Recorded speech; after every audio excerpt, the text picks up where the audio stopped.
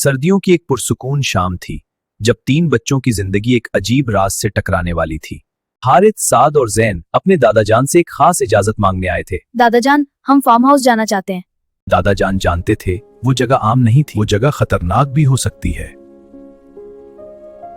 दादाजान please, हम वादा करते हैं हम कोई शरारत नहीं करेंगे। ठीक है बच्चों, लेकिन वादा याद रखना, अगर तुमने वादा तोड़ा तो बहुत नुकसान हो सकता है। हम वादा करते हैं दादाजान, हम आपकी हिदायत पर अमल करेंगे। बच्चों ने फौरन वादा कर लिया, गैर खतरे को समझे। ठीक है, हम कल जाएंगे, तुम लोग तैयारी कर लो। और फिर जाने का फैसला हो गया। अगली सुबह सफर शुरू हुआ। हम वाकई वहाँ जा रहे हैं। हाँ बेटा, तैयार हो जाओ। वहाँ कितना मजा आएगा। हाँ देखो कितना बर्फ है। जंगल गहरा और खामोश होता जा रहा था। ये जगह थोड़ी डरावनी लग रही है। उनके दिल में हल्का सा खौफ भी पैदा होने लगा। और फिर वो परासरार फार्म हाउस सामने था। क्या हम वाकई यहाँ रहेंगे? फार्म हाउस करीब से और भी परासरार लग रहा था, जैसे इसके अंदर कोई पुराना राज छुपा हो। बच्चों ने जैसे ही फार्म हाउस के अंदर कदम रखा, एक अजीब सी खामोशी ने उनका इस्तकबाल किया। डरने की कोई बात नहीं, मैं हूं ना।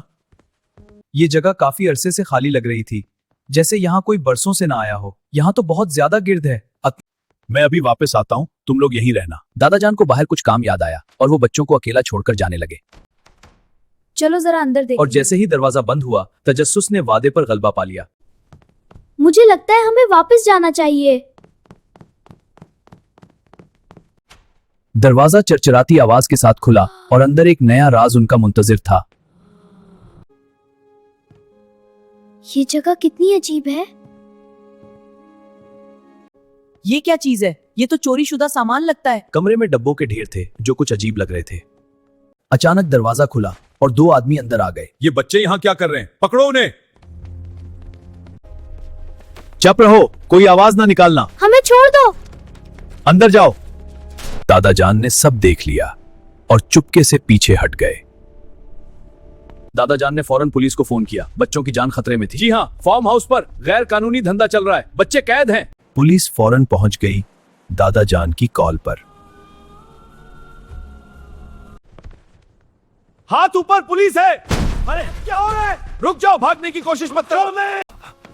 बच्चे इस कमरे में कैद हैं। धंधा करने वाले गिरफ्तार हो गए। अब बच्चों की बारी थी। सब ठीक है, अब बाहर आओ। दरवाजा खुला और बच्चे आजाद हो गए। हम बस देख रहे थे। उनके चेहरों पर खौफ और शर्मिंदगी थी। शर्मिंदगी ने बच्चों को खामोश कर दिया। हमसे गलती हो गई। दादाजान उनकी मासूमियत महसूस कर रहे थे। क्या तुम जानते हो ये खतरनाक हो सकता था? हमें माफ कर दे दादाजान। मैं तुम सबको माफ करता हूं बेटा। आओ बेटा, सब ठीक है। और फिर उन्होंने बच्चों को अपने सीने से लगा लिया। हम आइंदा कभी वादा नहीं तोड़ेंगे दादाजान। गैर कानूनी धंधा खत्म हो गया और बच्चे घर की तरफ लौटे। अब कभी तजस्सुस में ऐसी गलती नहीं करेंगे। बहुत अच्छा बेटा।